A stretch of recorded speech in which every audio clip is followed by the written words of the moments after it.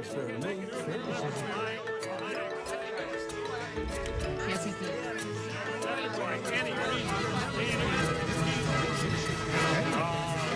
You don't know what fair is. You can't make it. That's right.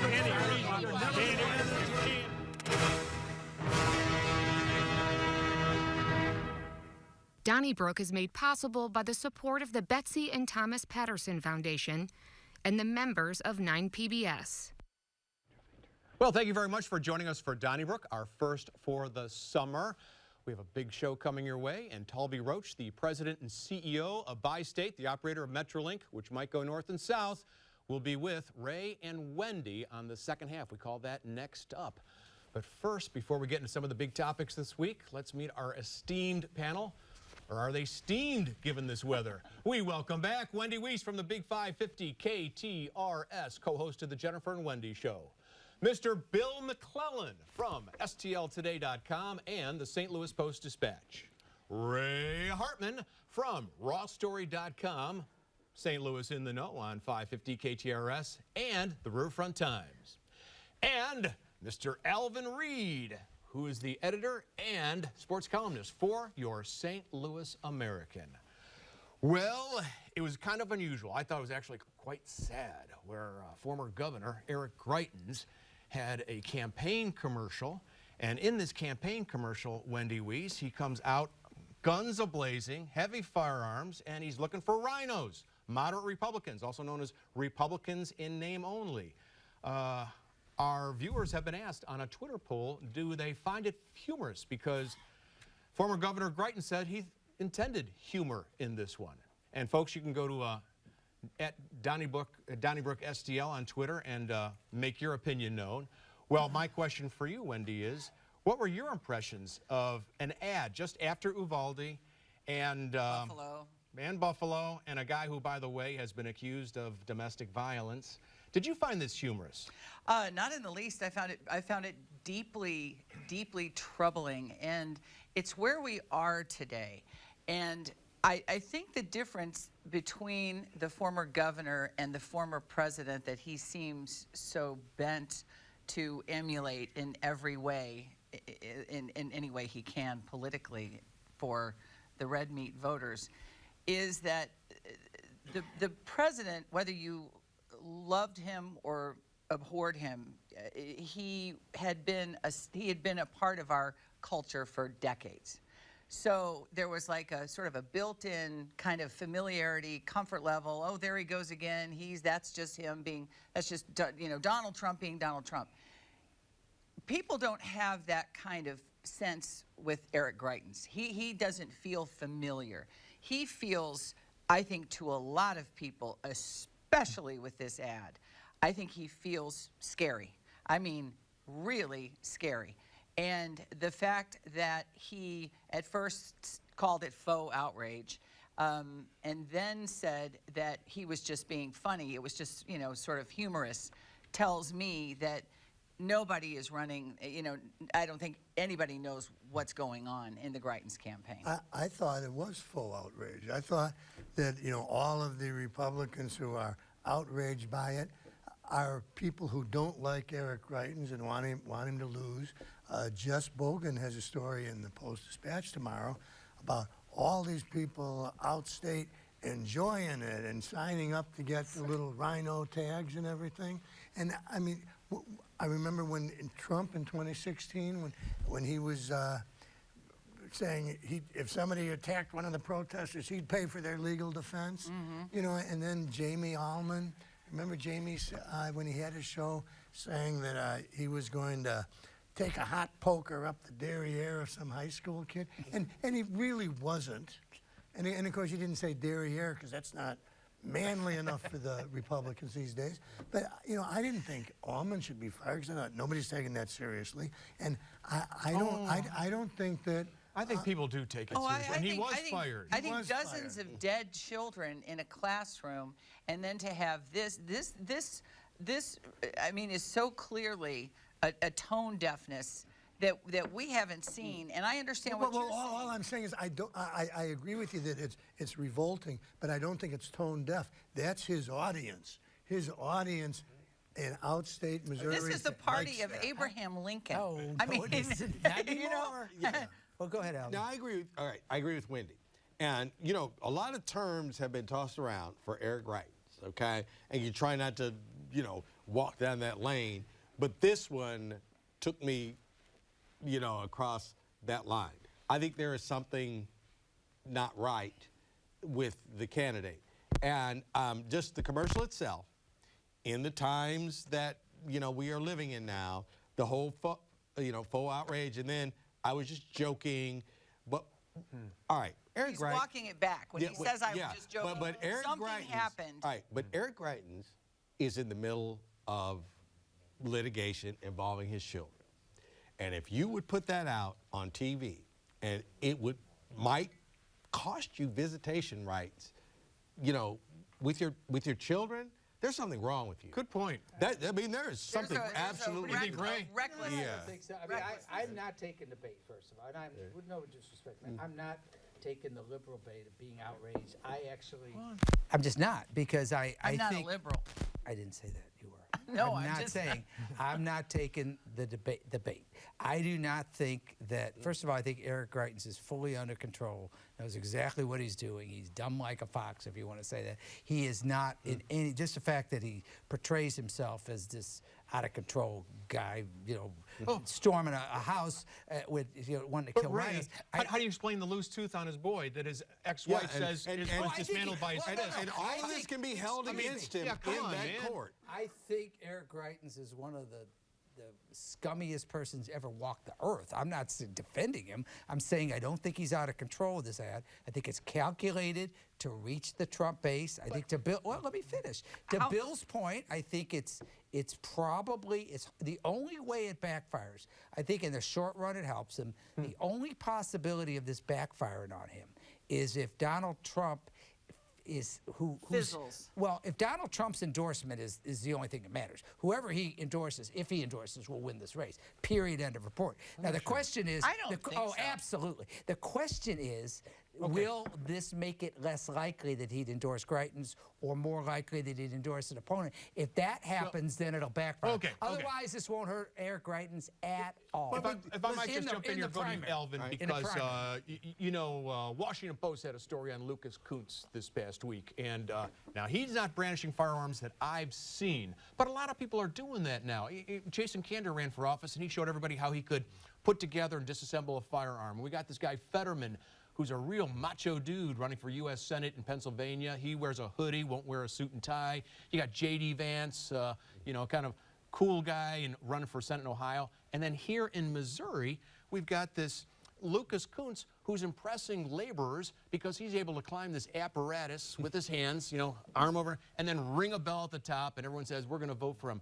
You like this macho man campaign that seems to be with Greitens and everyone else in the country now? Well, you know, candidate McCloskey was, was upset with the guns in Greitens. All right. I don't want to go down the path of the whole, you know, hey, macho man. You know, that doesn't appeal to me, okay? And thus, I would say, you know, run on your merit. Don't run on that, Lucas Kunce. But with that being said, maybe I get it, like Ray's saying, like crazy like a fox. Yeah, well, it isn't up to me to say, like, doesn't appeal to me, but if it appeals to enough people, but no. You know what I think's happening? I think these are all Ivy League guys who are trying to overcompensate. Yes, you know? yes. Kunce went to Yale. Fetterman went to Harvard or Yale. Pauly went to Harvard or Yale. So did Vance. You're missing the point with Lucas Kunce. First of all, he was a Marine, 13 years. He did some negotiating of arms deals. He's a serious candidate in that respect. He did a parody ad at the beginning of his ad showing it with a gun, making fun of Greitens' ad, and he loves to talk about how I've had all my fill of assault weapons when I was a Marine, and I learned not to, you know, he talks down. And don't forget, Eric Greitens did the same kind of gun ad in 2016, and Vicky Hartzler, after Uvalde, everybody got a mailer showing her let's go back. Yeah. Who was he hunting back when he ran? It wasn't the same ad. Yeah, but my point is, who was he hunting? I don't remember. Islamic tariffs or whatever. Well, so now, he's after white people. But here's my point: is Lucas Kunce is speaking a language. I've written about this for over a year when I met him. Whether he pulls it off or not, I don't know. It reminds me of 1976 when I was working for Kit Bond and Joe Teasdale ran a very successful populist campaign and beat us. I think the key point of Lucas Kunce is populism and speaking what Brian Williams. That's what they're all doing. That's what they're all doing. That's what they're all doing. But why does it have to be singular? The thing about Lucas Kunce, though, he goes to Yale, but according to Bill Donahue of the Washington Post, he's dropping F-bombs all along the trail. He does. Not behind the scenes. He's talking to crowds dropping F-bombs. No, he does. He does it on Twitter. Come on. He does it on Twitter. What I'm trying to tell you is he may win, he may lose, but he is an act. It's the WWE is what it is. Yeah, right. Seriously. You know what? If you want a campaign like all the statewide Democrats that lost by 20 points, including Nicole Galloway, who I liked a lot, if you want that kind of civil campaign, great. Or is it let's jump in here. Lucas Kunce might win with it, is what I'm saying. You have to look at the electorate. You know, when I moved here and this was a bellwether state, the only time that the electorate didn't go with a winner since 1900 was in 1956 when we went for Adlai Stevenson, a intellectual against the popular incumbent General Dwight Eisenhower. Those days are gone. Right. We don't want So let me ask you about a candidate, John F. Wood, former U.S. attorney from Western Missouri and who is currently the chief investigative counsel for the January 6th Congressional Committee. And John Danforth and his organization have put his name forward as an independent candidate, Bill, in the fall, who would run against the winner of the Democratic primary and the Republican primary for the Senate seat that Roy Blunt's given up. John F. Wood, how would you handicap that? Well, I don't think John F. Wood has a chance. I mean, this is, you know, Senator Danforth is like one of the old Miami exiles in Miami, you know, on Ocho Calle, you know, playing dominoes and thinking that the people in Cuba really want them to come back. They don't. I mean, there's the idea of a centrist guy winning in Missouri, not going to happen. The only question to me is whether he will hurt Louis Kunce or the Democrat, or whether he will hurt Eric Greitens. I mean, if Eric Greitens gets the nomination, there will be people, Republicans, that go, I don't think I can vote for Eric Greitens. And so will they vote for Woods instead of voting for Kunce? I mean, I'm not sure how that'll play out. Well, I think that. I don't think he has. I think Wood will be Greitens, Ross Perot, or Ralph Nader. I think he'll take just enough votes to maybe tilt the election. And Adlai Stevens had a hole in the sole of his shoe. Yes. Remember that? That's what appealed to Missouri. Well, you're saying he'll tilt it to the Democrats, right? Huh? You'll say you think he'll tilt it to the Democrats. Yes. And I think it's a real possibility, although my first instinct was if it's a binary choice between Eric Greitens and, so let's say, Lucas Kunce, and it's a binary choice about Greitens, meaning I can either stomach voting for him or I can't. If that's what it looks like, having a third-party candidate arguably could take away from the Democrats. So I can see it splitting either way. I don't even know. I will say this, and I know you've pointed this out in the columns. Jack Danforth gave us Clarence Thomas. And by the way, this guy, Wood, was one of his law clerks.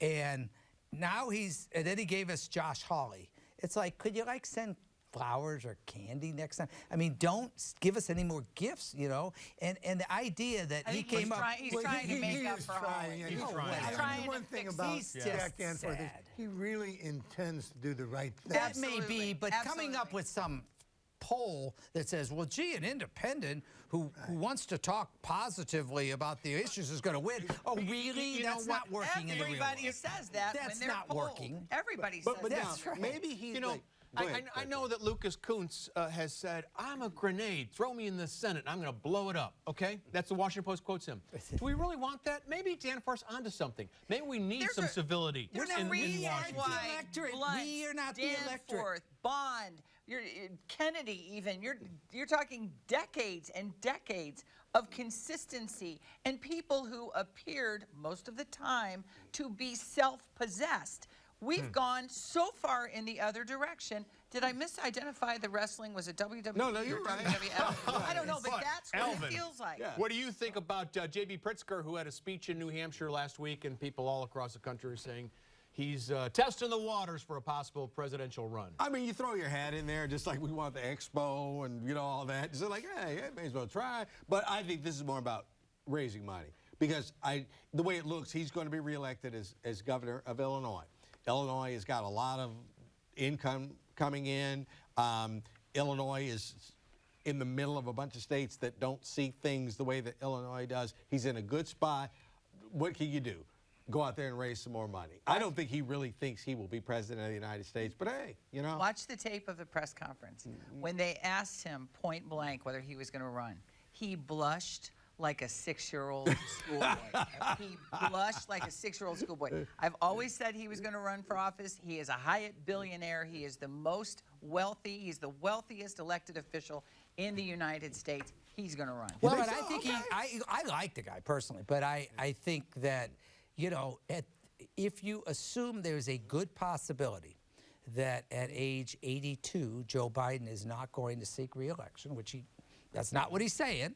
Maybe it's not what he's thinking. But if you assume that there's a possibility of that, which I think you have to accept as that, then I think it's a wide open field, and somebody who can argue that he's, you know, and again, people will debate, but that he's done a good job as the chief executive of a major state. People are fleeing the state. Well, I mean, okay, how good a job is wait, that? that's not- They're no, losing Charlie, population. Charlie, Have you seen the Charlie, crime numbers in every Chicago? state. Charlie, How Charlie, exactly has he that's done well? not- that's Have you great. seen Well, the roads on the east side of this Charlie, metropolis? thanks for what the a great job. What about he's the done roads great. here? Because like anything else, hey, thanks. we was like broke.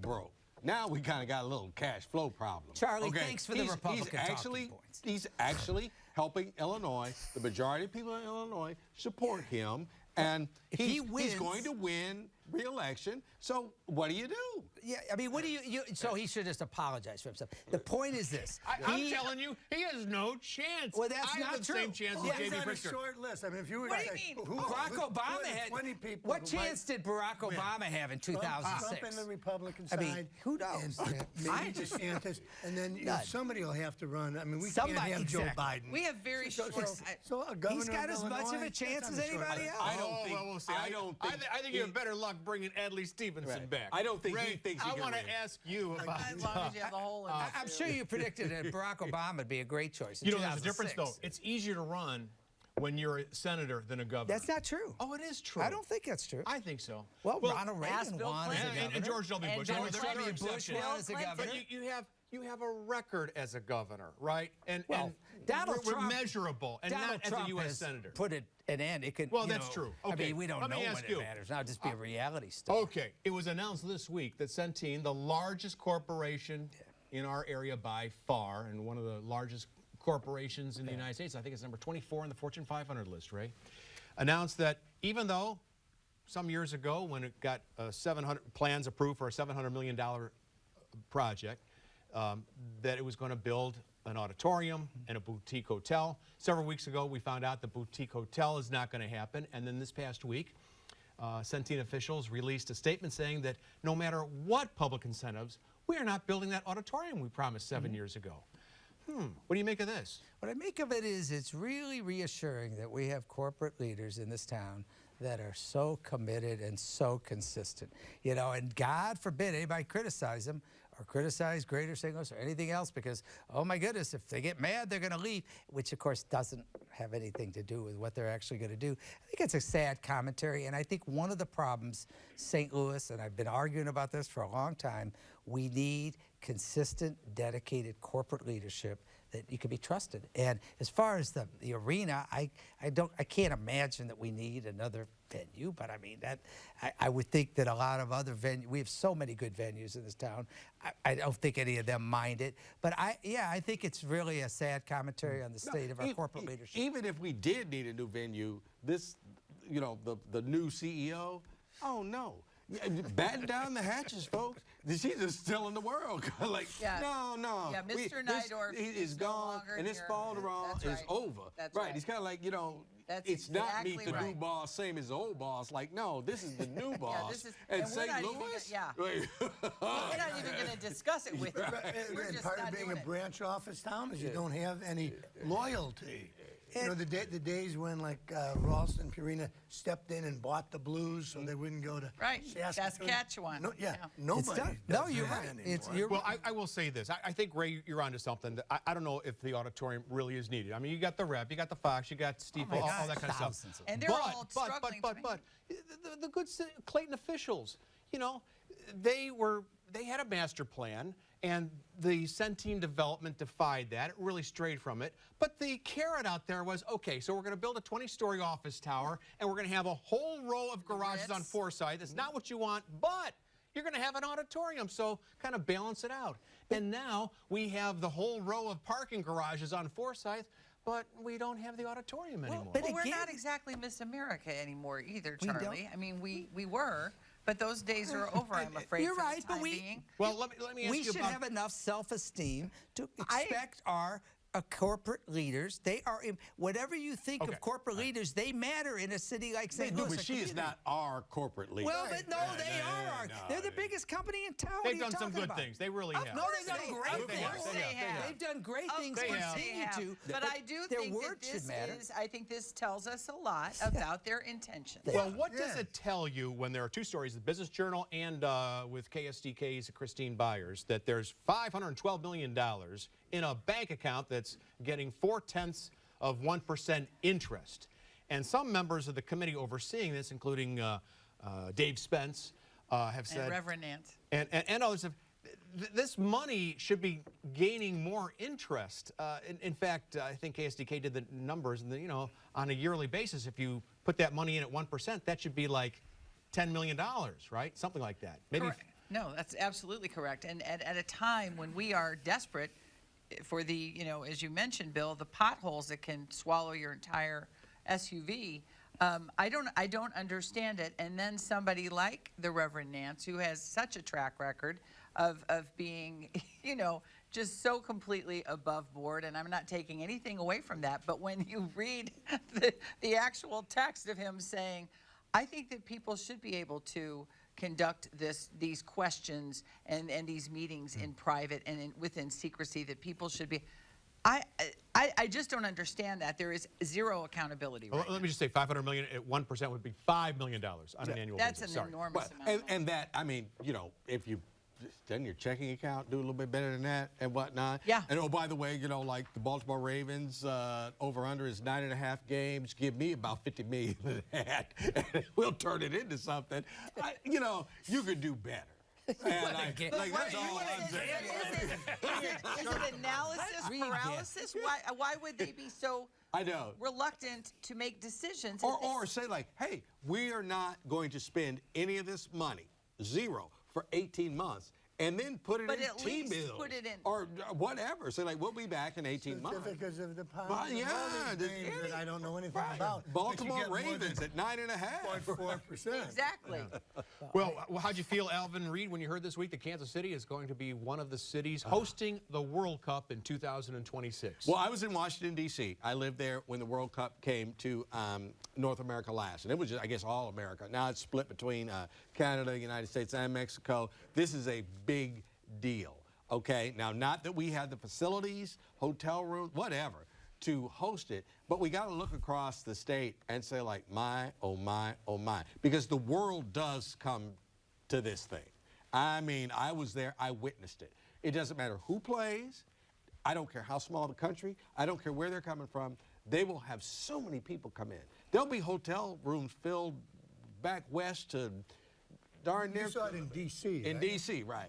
But this is important. And how long ago was this, Alvin? 92, I think. Because think of how how much more popular it is today. Yes, yes. You know, that's almost 30 years. Right. And then just put that on the checklist of not trying to, you know, match the everything is up to date in Kansas City thing, but man, they're beating the pants off of us let me right tell you, now. I read the Kansas City Star every day, front page at least, for my work, and I will say that Kansas City, which was so for so long kind of jealous of St. Louis as the big brother. When I was in He's- college, yeah. Oh, absolutely. Oh Just, my gosh. And in the political world, I can tell you that still there's some resentment that we don't all see from Kansas City, Amos, St. Louis.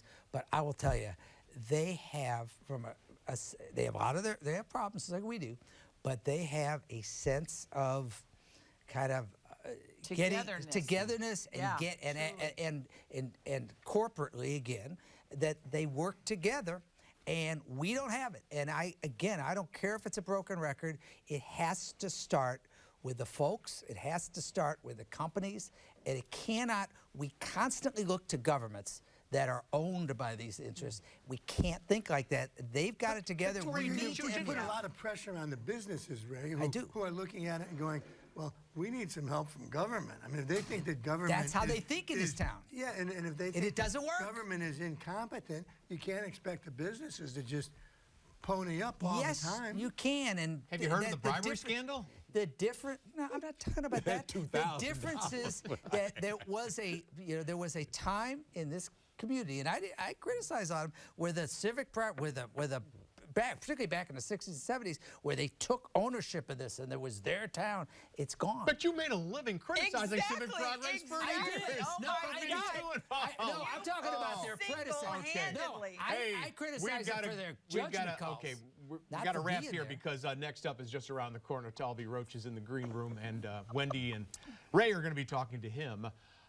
We hope that you write us and share your thoughts. Care of 9 PBS, zip code is 63108. Don't forget those tweets at hashtag Donnybrook STL, and you can find us on your favorite podcast source. There they are. Great to have Wendy back in the room. In a moment, she'll be talking to Talby Roach along with Ray Hartmann. Mr. Roach is the head of Bi-State, which operates Metrolink. Should be a fascinating discussion. Donnybrook is made possible by the support of the Betsy and Thomas Patterson Foundation and the members of 9 PBS.